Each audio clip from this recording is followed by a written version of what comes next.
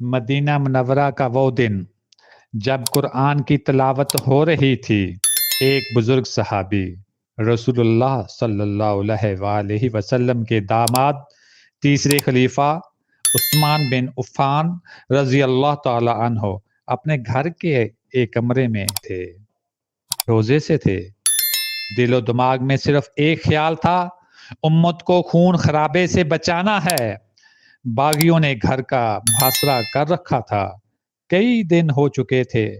حضرت علی، حسن، حسین رضی اللہ تعالی عنہ اور دیگر صحابہ بار بار دفاع کی پیشکش کرتے، مگر عثمان کا جواب ہمیشہ ایک ہی ہوتا: میں نہیں چاہتا کہ میرے سبب مدینے میں خون بہے۔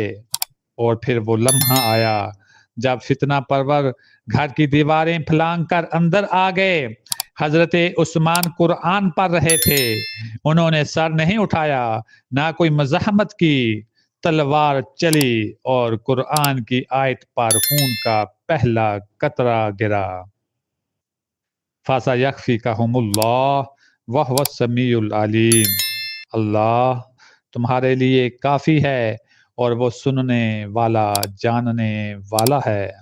حضرت عثمان شہید ہو گئے قرآن کی تلاوت کرتے ہوئے، روزے کی حالت میں۔ یہ تاریخ اسلام کا پہلا بڑا اندرونی فتنہ تھا، مگر عثمان غنی نے اپنی جان دی مگر تلوار نہ اٹھائی۔